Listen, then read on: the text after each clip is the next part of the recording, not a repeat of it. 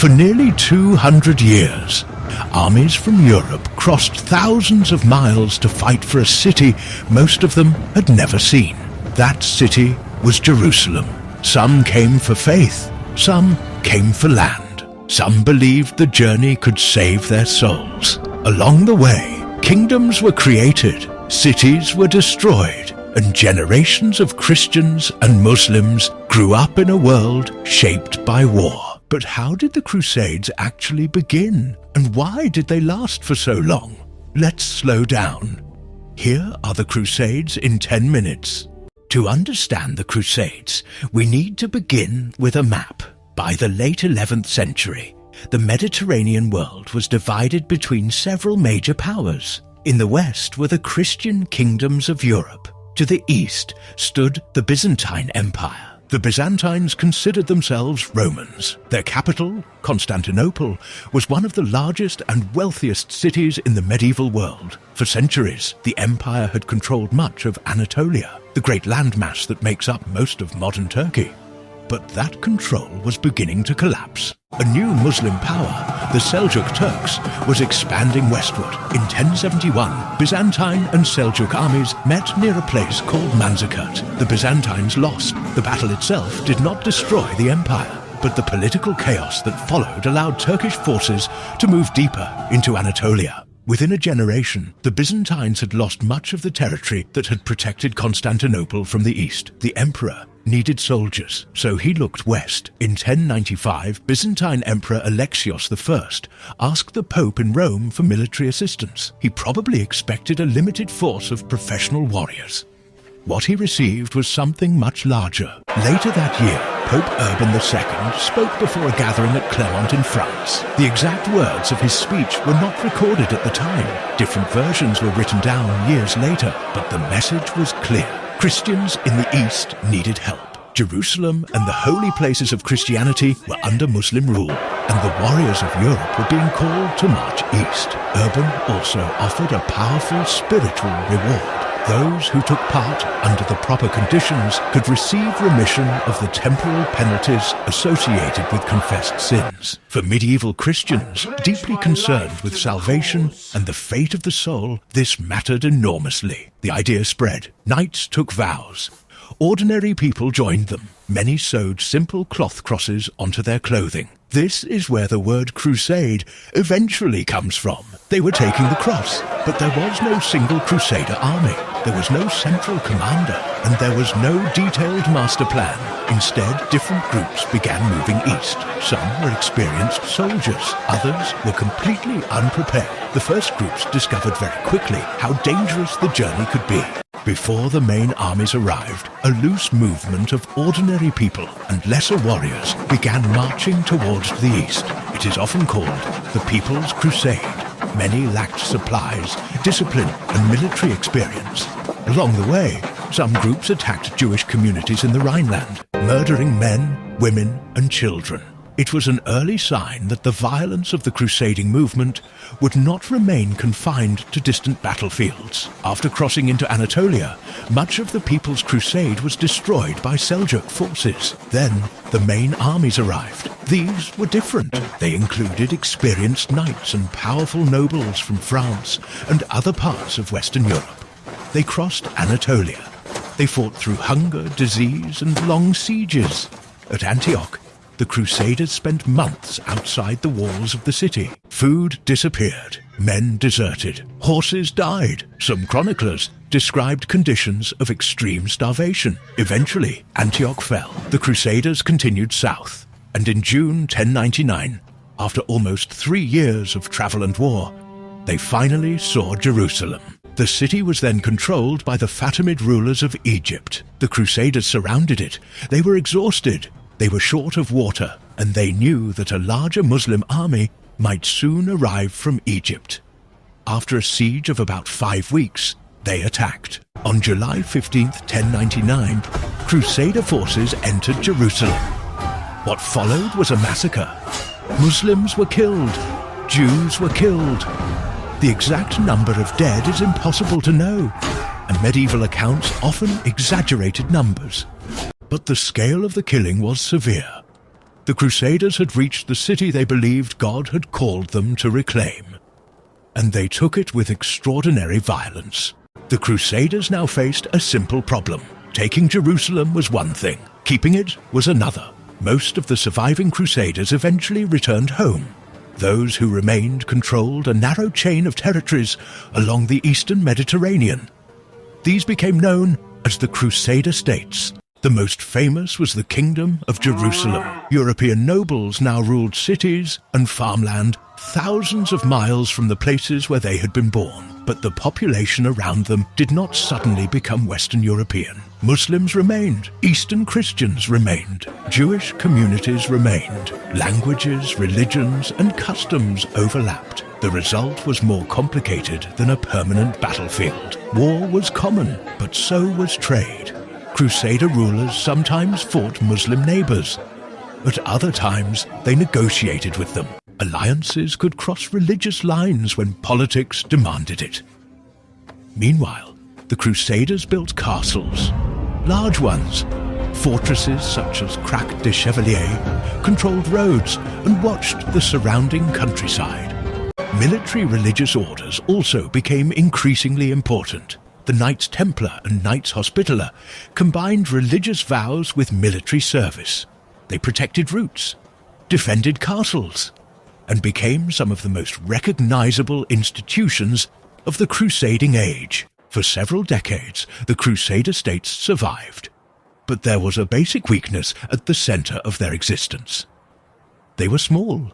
They depended on support from Europe, and the Muslim territories surrounding them would not remain divided forever. In 1144, the Crusader county of Edessa fell to a Muslim ruler named Zengi. The loss helped trigger the Second Crusade. European kings came east.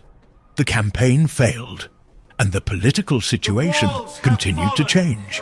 Over the following decades, power in Egypt and Syria gradually began to unite around one man. His name was Saladin. In the West, he is better known as Saladin. Saladin did not simply appear one day at the gates of Jerusalem. His rise took years. He gained control of Egypt, extended his influence into Syria, and slowly brought important Muslim territories under a more unified command. This changed the balance of power. In 1187, Saladin confronted the main Crusader army near the Sea of Galilee. The Crusaders marched through intense summer heat. Water became scarce. Saladin's forces harassed them as they moved.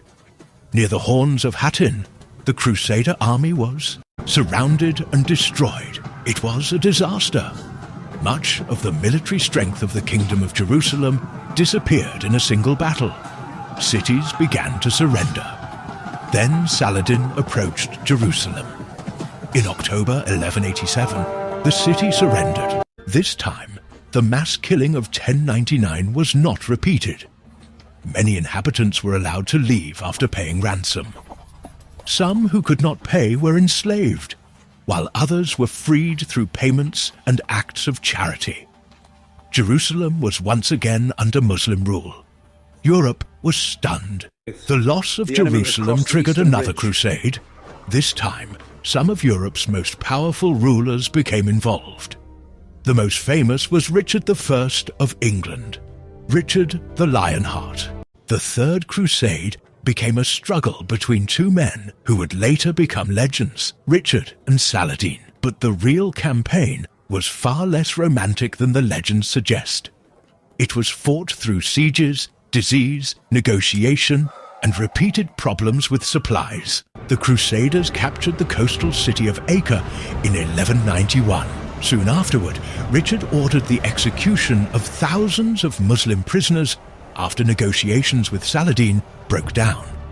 The war continued. Richard won important battles along the coast, but Jerusalem remained beyond his reach.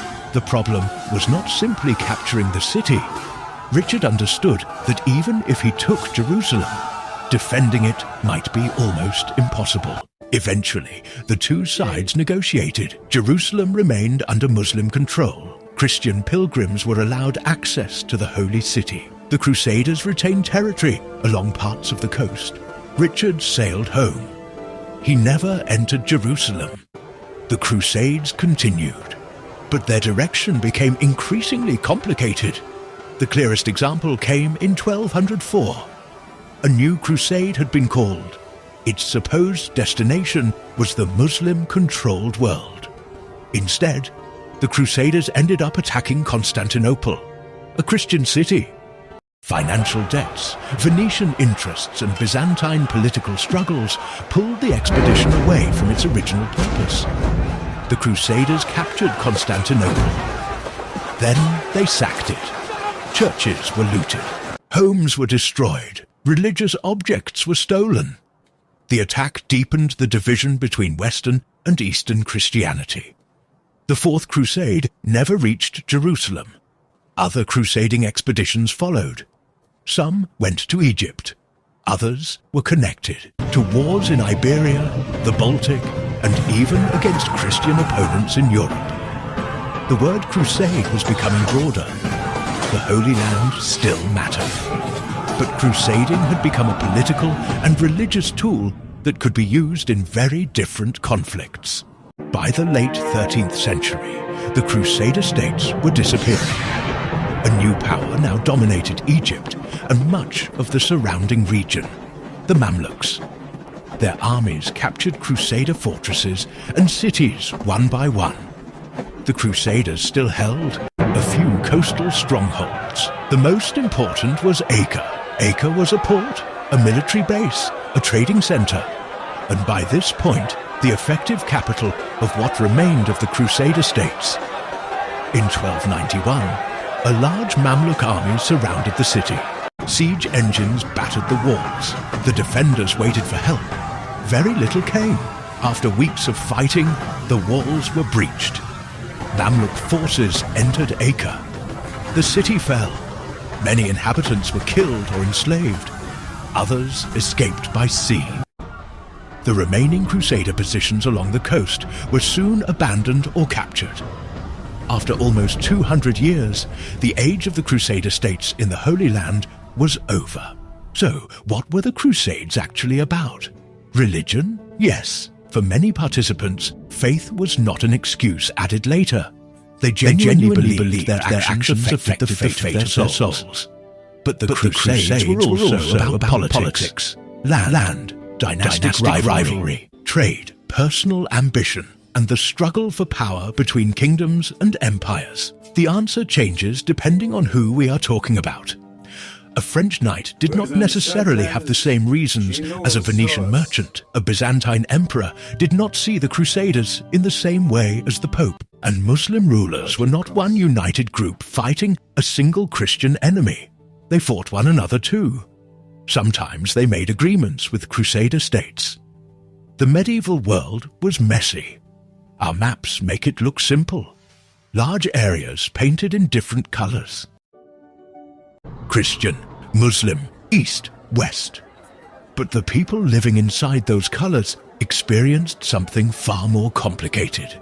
The Crusades did not create contact between Europe and the Middle East. Trade and cultural exchange had existed long before them. But the crusading period intensified some connections and transformed others. Merchants moved goods across the Mediterranean. Sugar, spices, textiles. Knowledge traveled too, often through networks much larger than the Crusades themselves. The wars also deepened existing divisions. The sack of Constantinople left a lasting wound between Eastern and Western Christians.